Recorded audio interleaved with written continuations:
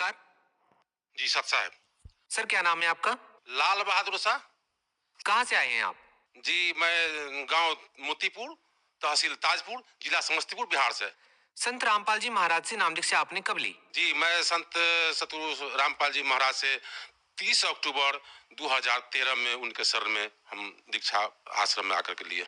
Sir संत रामपाल जी महाराज से नाम दीक्षा लेने से पहले आप क्या भक्ति साधनाएं करते थे? जी संत रामपाल जी महाराज के शरण में आने से पहले हमारे जैसे पूर्वज, हमारे पिताजी, हमारे दादाजी सभी कबीर पंथ में जुड़े थे। उस पंथ में सिर्फ कंठी बांध दिया जाता था और बोला जाता था कि सतनाम सतनाम करो और भंडारा खाओ। तो उससे हमको मन नहीं भर पाता था, तो हम जैसे अन्य देवी देवता की ही पूजा करने लगे, जैसे दुर्गा जी का पूजा करना, गणेश जी का पूजा करना, लक्ष्मी जी का पूजा करना, भोला बाबा यानी बाबा बैजनाथ धाम में जल चढ़ाना, ये सब हम करने लगे। उससे भी हमको मन नहीं भराता था। हमारे ताजपुर बाजार में एक आर्य समाज का मंदिर था, तो आर्य समाज मंदिर में हम जाने लगे। वहां हम गए तो साप्ताहिक वहां चल रहा था यज्ञ, तो हम उस यज्ञ में जाने लगे। वहां साप्ताहिक यज्ञ में हम गए, लगभग 6 महीना तक यज्ञ में हम रहे। तो वहां जैसे हमको मंत्री बना दिया गया। मंत्री बनाने के बाद में लगभग 3 साल तक हम वहां रहे। उसमें हम पैसा जो है चंदा इकट्ठा करके बहुत बड़ा गायत्री महायज्ञ कराए। गायत्री महायज्ञ में वहां जो है सो बहुत सा वार्ताकार को बुलाया गया, जो अपना टीकाकार को, लेकिन उनके बातों को सुनने के बाद भी हमको संतुष्टि प्राप्त नहीं हुआ। तो उसके बाद जब संतुष्टि प्राप्त नहीं हुआ तो फिर हमको जैसे अंत में अंदर में आत्मा में प्यास लगा हुआ था, तो हम फिर उसके बाद हमारे एक बाल जो महाराज के वहीं पर बगल में चल रहा था, तो हम उनमें वहां चल गए सुनने के लिए। जब हम वहां गए बाल महाराज के यहाँ, तो उनका भी उसमें कबीर बानी का ही बात बताया जाता था। जब कबीर बानी का जब बात बताया गया तो हमको जैसे सोचे कि तो कबीर बानी का ही बात है, तो क्यों नहीं जैसे हम सुनने के बाद में जब वहां सुने तो वहां कहे कि जैसे गुरु दीक्षा लेना होगा, तो हम वहां भी गुरु दीक्षा लिए। लेकिन वहां का गुरु दीक्षा में सिर्फ जैसे हठ योग यानी 4 प्रकार की क्रिया बताया गया, तो जो उस क्रिया को हम करते थे, लेकिन हमको आत्मा में अंदर से जो प्यास लगाया रहता था कि चूंकि सतभक्ति तो हमको इससे प्राप्त नहीं है। तो फिर हमारे एक मित्र हैं, वो भंडारा किए, वही जो साहेबंदी वाला। तो हम वहां गए, वहां पूछे कि देखिए हमको जैसे दीक्षा लेना है, तो इसमें कैसे जैसे क्या करें। तो वहां जैसे बताया कि से देखिए यहाँ तो जैसे पान चौका मिलता है और आरती चौका करना पड़ता है। तो हम कहे कि तो सो इसमें तो हमको अंदर से प्यास, तो हम कहे नहीं ये तो नहीं है। तो फिर हम कहे इसका शास्त्र पढ़ेंगे। तो हम आए मगहर। मगहर में जब आए तो हम वहां से अनुराग सागर एक पुस्तक लिए। अनुराग सागर पुस्तक लेकर के जब हम पढ़े, तो उसमें जैसे पुस्तक में जिस तरह लिखल है, परमात्मा कबीर साहब का जो आए थे आज से 600 वर्ष पहले, और जो बता रहे थे उस बानी से बहुत हट के उसमें बताया जा रहा था। उसमें इसलिए बताया जा रहा था कि वो जो है उसमें तो परमात्मा का जो नाम उपदेश देने का जो उसमें विधि है, उससे बहुत हटके ये लोग बता रहा था कि नहीं यहाँ तो जैसे सिर्फ कंठी बांध दो और ये भंडारा खाओ और सतनाम सतनाम, नहीं तो यह गुरु दीक्षा लो। तो हमको मन नहीं भर पाया। सर जैसा कि आपने बताया कि आप बिहार में बहुत सारे कबीरपंथी संतों से जुड़े रहे हैं, आपने साहेब बंदगी से भी नाम दीक्षा ले रखी थी। वहीं दूसरी तरफ संत रामपाल जी महाराज भी एक कबीरपंथी संत हैं। हम आपसे ये भी जानना चाहेंगे कि जब आप पहले कबीरपंथी संतों से जुड़े हुए थे, तो फिर संत रामपाल जी महाराज की शरण में कैसे आना हुआ? जी सतगुरु संत रामपाल जी महाराज से दीक्षा लेने के लिए हमको इसलिए कि चूंकि संत गुरु संत रामपाल जी महाराज शास्त्र के अनुरूप सत भक्ति जो दे रहे थे, ये सत भक्ति हम लोगों को जो वहां गुरु महाराज जो कबीरपंथी में जो साहब निकला था, वो उस तरह का दीक्षा नहीं दे पा रहे थे। सर ये कैसे संभव हो सकता है कि एक कबीरपंथी संत कुछ और नाम दीक्षा दे रहा है, जबकि दूसरा कबीरपंथी संत कुछ दूसरी ही नाम दीक्षा दे रहा है? सर संत रामपाल जी महाराज ने आपको ऐसी कौन सी साधनाएं बताई जिससे आपको संतुष्टि हुई और आपको लगा कि अन्य कबीरपंथी संतों के पास ये साधनाएं नहीं है?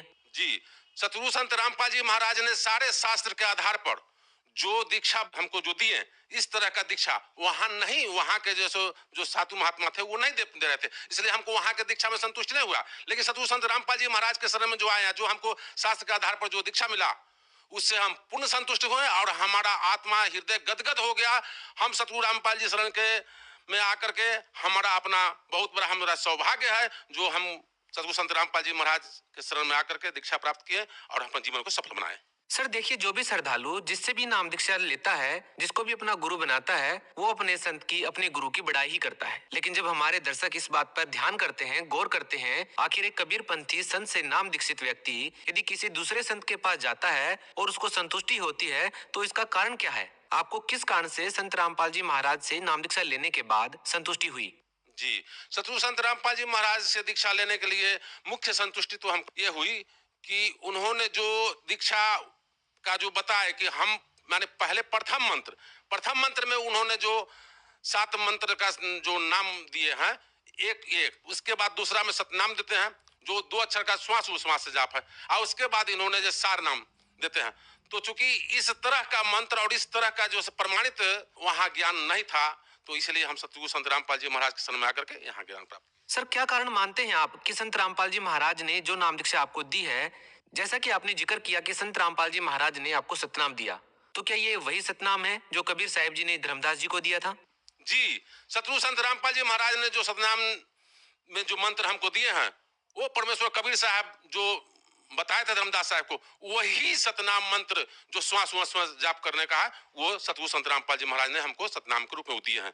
यदि आपकी बात की जाए तो आपने ज्ञानगंगा पुस्तक में ऐसा क्या पढ़ा जिससे आप प्रभावित हुए? आपने संत रामपाल जी महाराज से आखिर नाम दीक्षा ली क्यों? जी, सतगुरु संत रामपाल जी महाराज के जो ज्ञान गंगा पुस्तक उनका जो अमृत से भरा हुआ जो पुस्तक था, उसको जब हम पहले पढ़ा तो उसमें सारे शास्त्र का उसमें प्रमाण दिया गया था। जैसे चारों वेद है, 6 शास्त्र है, कुरान शरीफ है, बाइबल है, गीता है, सभी का उसमें सार था। इस प्रकार से जो 3 मंत्र में हमारे सतगुरु संत रामपाल जी महाराज मंत्र थे, ऐसा मंत्र वहां के कवि मत जो साहेबंदी वाला है वो ऐसा नहीं दे पाते हैं। वो सीधे एक बार में दे देते हैं कि तुम कर लो, लेकिन हमारे सतगुरु संत रामपाल जी महाराज 3 बार में देते हैं वो दीक्षा, और ये दीक्षा पा करके हम अपने जीवन को सफल किए हैं। ये सत भक्ति है, सत्य ज्ञान है, और सत्य ज्ञान यही है। सर, एक विचित्र बात देखने को ये भी मिली है कि कबीरपंथी संत हैं जितने भी, वो कबीर साहिब जी की वाणी को आधार बना करके सत्संग करते हैं, लेकिन किसी भी संत का ये कहना नहीं है कि वो कबीर साहिब जी को भगवान मानते हैं। वहीं दूसरी ओर संत रामपाल जी महाराज भी एक कबीरपंथी संत हैं और उनकी वाणियों को आधार बनाकर ही सत्संग करते हैं, लेकिन उनका मानना है कि वेदों में, गुरु ग्रंथ साहिब में, बाइबल में, कुरान में जितने भी पवित्र शास्त्र हैं, उन सभी पवित्र शास्त्रों में ये वर्णित है कि कबीर साहिब जी भगवान हैं। और संत रामपाल जी महाराज एकमात्र ऐसे संत हैं जो कबीर साहिब जी को भगवान सिद्ध करते हैं। ऐसा क्यों है? ये विरोधाभास क्यों है? जब 2 कबीरपंथी संतों की जब हम वाणियां देखते हैं, उनकी राय जानते हैं, तो अलग अलग मिलती हैं। आपका क्या मानना है? संत रामपाल जी महाराज किस आधार पर कबीर साहिब जी को भगवान सिद्ध करते हैं? जी, सतगुरु संत रामपाल जी महाराज परमेश्वर कबीर साहब को जो शास्त्र है उस शास्त्र के आधार पर, या हमारे जो पहले के जो जैसे धर्मदास साहब हुए, दादू साहब हुए, नानक साहब हुए, उनका जो बताया, जो उनको जो दर्शन दिए परमात्मा कबीर साहब, सतलोक ले जाकर के उनको जो दर्शन देकर के दिए, तो उस उनके आधार पर उन्होंने जो लिखा, उस आधार से जो बता करके हमारे सतगुरु संत रामपाल जी महाराज प्रमाण देते हैं कि ये परमेश्वर कबीर साहब ही पूर्ण परमात्मा है और कुल के सृजनहार यही है। सर, संत रामपाल जी महाराज के बहुत सारे अनुयायियों से हमारी बात हुई। जब हम उनके इंटरव्यू लेते हैं और उनसे पूछते हैं कि भक्ति तो सभी कर रहे हैं, जब हम उनसे पूछते हैं कि सभी भक्ति करते हैं तो फिर उनको लाभ क्यों नहीं होता है जो दूसरे संतों से नाम दीक्षित होते हैं? आखिर संत रामपाल जी महाराज से नाम दीक्षा लेने के बाद ही लाभ क्यों होते हैं? सर, यदि आपसे बात की जाए कि आप संत रामपाल जी महाराज से नाम दीक्षा लेने के बाद शास्त्रों के अनुसार भक्ति कर रहे हैं, सर आपको क्या लाभ मिला है संत रामपाल जी महाराज से नाम दीक्षा लेने के बाद? जी, सतगुरु संत रामपाल जी महाराज से दीक्षा लेने के बाद सबसे पहले तो हमको एक आत्मसंतुष्टि मिला। उसके बाद हमको पहले बहुत सा तबीयत खराब, जैसे पेट का गैस या हार्ट प्रॉब्लम ये सब रहता था, अब बराबर दवाई खाते थे।